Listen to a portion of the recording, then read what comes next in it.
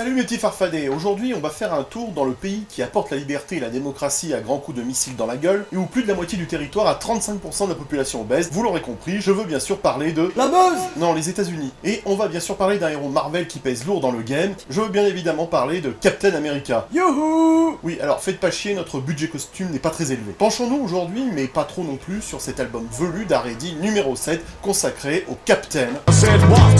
Ta gueule! Datant du 4e trimestre 1979, le titre est plus alléchant qu'une pizza Sodebo puisqu'il s'intitule Dans les griffes de la gargouille. Top générique! Philippe, je sais où tu te caches. Viens ici que je te le dis. Non, Abdel Ramzati! Abdel Ramzati! Ça va pas. Mais c'est juste insupportable. Arrêtez.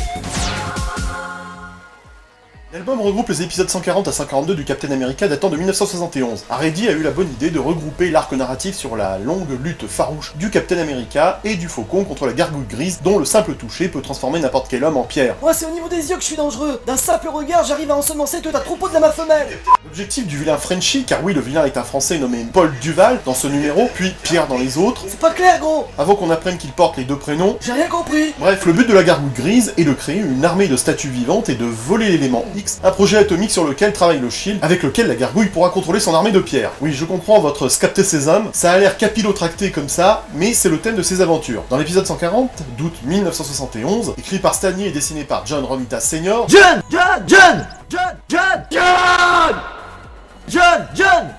on assiste à un combat péchu entre le Captain, le Faucon et la gargouille, qui finit mal puisque le Faucon et même Aile Rouge sont touchés, sont transformés en pierre. La France a peur.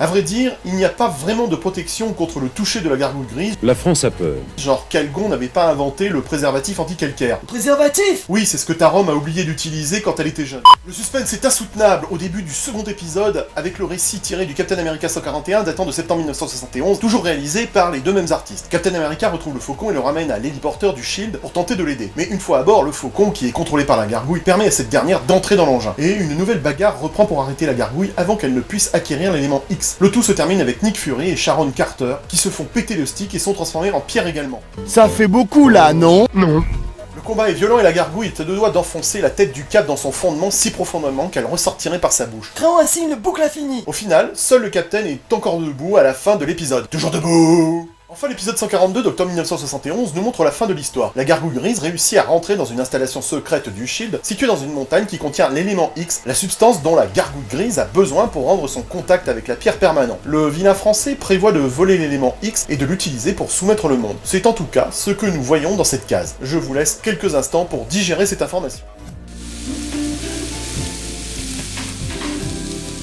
J'aime bien. Oh, Santi. Grâce à un procédé vachement balèze que je ne vous expliquerai pas car vous n'avez qu'à lire cette BD, le Captain America et le Faucon s'occupent de Sharon Carter. Elle est pas un peu jeune pour eux, gros? C'est encore une gamine. Ah, tu sais, la majorité sexuelle est à 15 ans et 3 mois. Pédophile d'ici, pédophile très loin. Pédophile d'ici, avec tes sales manies.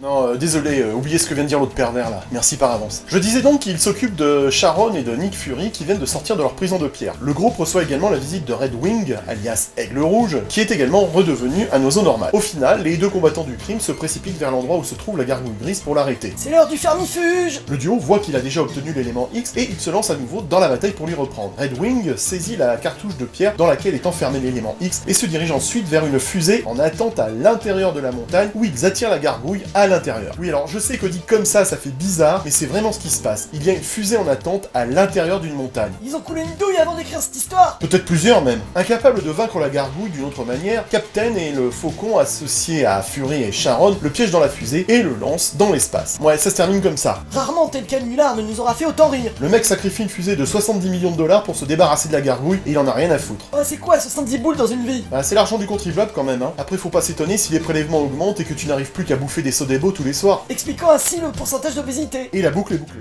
Je vous le dis pour votre culture personnelle, on reverra la gargouille grise dans le Marvel Team Up numéro 13 où il rencontrera à nouveau Captain America. Alors, est-ce que ces 3 épisodes sont agréables à lire? Oui.